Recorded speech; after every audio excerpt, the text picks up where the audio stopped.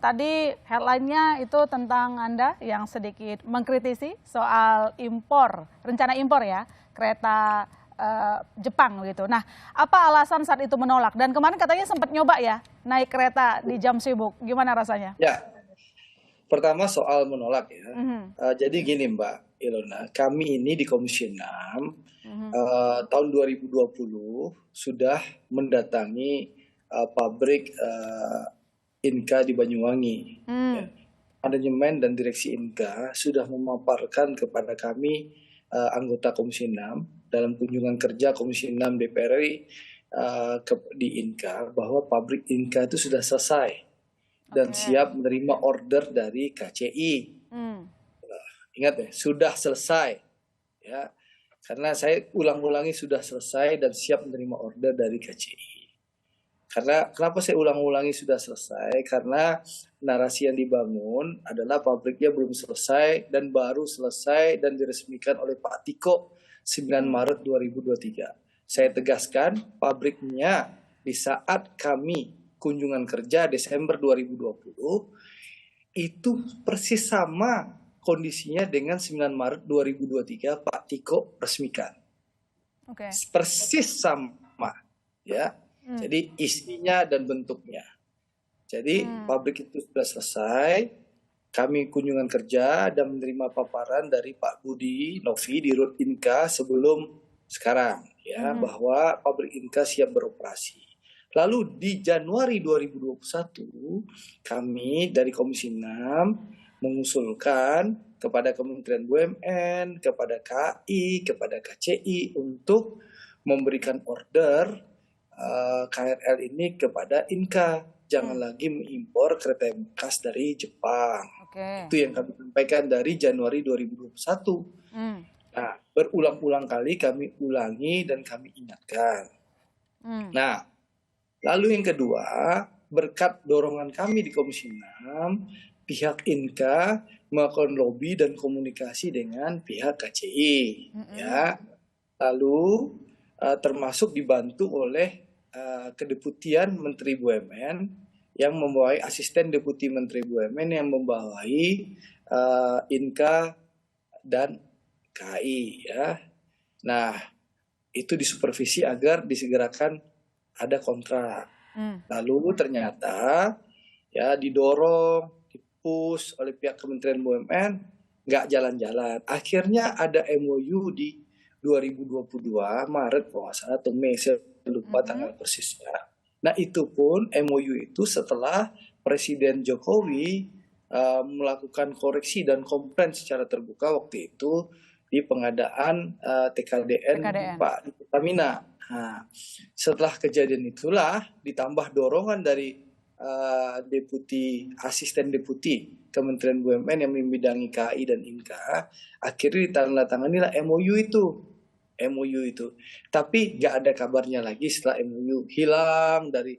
Nah tiba-tiba September 2022 KCI berkirim surat untuk meminta persetujuan impor. Lalu kita mendengar di berbagai media di awal 2023. Di awal 2023 kami di DPR mendengarkan adanya pengajuan persetujuan impor dan ditolak oleh Kementerian Perindustrian. Ya, ditolak dulu sama Kementerian Perindustrian di Dirjen LHT. Ya. Nah, setelah kami tahu ada penolakan, kami kaget ternyata ada pengajuan permohonan impor. Padahal kita sudah mendorong untuk beli Inka dari jauh-jauh hari. Nah, ini kejadian sejarahnya ya. Lalu setelah itu karena ada penolakan, lalu kami berinisiatif di Komisi 6 memanggil KAI dan KCI menanyakan perkembangannya, kenapa Anda impor. Lalu apalagi di media kami mendapatkan dokumen setelah itu. Dokumen itu ternyata KCI melakukan permohonan impor itu untuk 2023 dan 2024. Padahal di media kita baca narasi yang dikembangkan oleh pihak KCI waktu itu hanya mau impor tahun 2023. Di surat permohonannya 2023 dan 2024. Makanya inilah yang kami kritisi. Jadi ya kami kritisi alasannya mereka 2023 dan 2024 harus ada yang dirumahkan atau absolut dipensiunkan.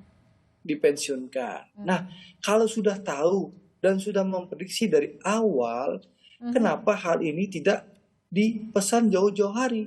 Padahal kami di DPR sudah mengingatkan. Nanti kan alasannya nggak ada uang, kita COVID, gitu kan? Pan pasti narasinya. Kami sudah tanya kondisi keuangan KCI waktu itu.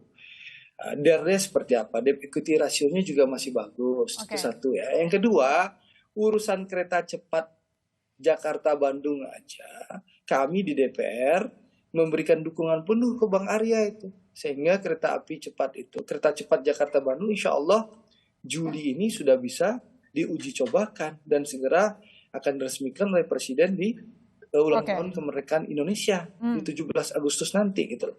Atau tanggal 18 Agustus. Nah, masa urusan KRL kalau nggak bicara sama DPR, kalau bicara DPR kan tentu kita akan bantu solusinya bagaimana soal anggarannya gitu loh. Tapi kan mohon maaf dengan segala hormat memang diduga memang niatnya dari awal ingin impor. Dibikinlah narasi pabrik Inka ini baru selesai 9 Maret, Andre ini yang mengkritik nggak tahu, nggak punya otak, nggak tahu informasi, kan begitu narasi-narasi yang dibangun DPR nih nggak tahu apa-apa, orang pabriknya belum selesai, pabriknya masih tanah kosong, baru diresmikan 9 Maret, lalu Anda paksa-paksa Inka, itu narasinya. Tapi di rapat yang berapa minggu yang lalu kan sudah terjawab. Nah, dan saya tanyakan ke Dirut Inka yang baru ini, kan kebetulan Dirut Inka ini adalah Direktur KAI gitu loh. Dirut KCI yang lama itu sekarang jadi Direktur Inka juga. Gitu. Nah, itu kami lakukan pengkritisan.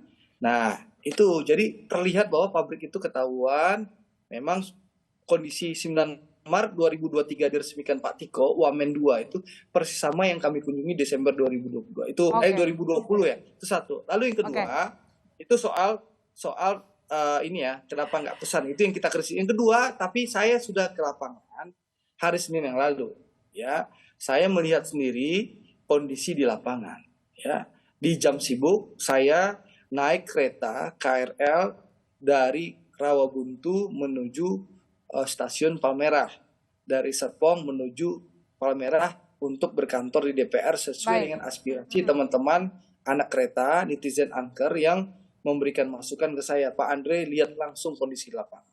Saya naik kereta jam 6.21 ya naiknya nih. Nah, saya memang menyaksikan dengan mata kepala saya sendiri bahwa untuk masuk kereta ya, kan katanya gerbong nggak boleh karena gerbong itu nama untuk barang. Saya masuk ke rangkaian KRL itu dibuka itu untuk masuk itu saya sangat sulit. Saya paksain, nah ini pintu yang itu penuh sekali. Saya menerobos masuk dan saya berdiri ya. Dan memang begitu padatnya, ya. Ada 5 stasiun yang saya lewati. Setiap stasiun yang saya lewati ada penumpang yang turun, tapi juga ada penumpang yang naik. Jadi sampai Palmerah tuh padat sekali dan memang ya kayak cendol orangnya.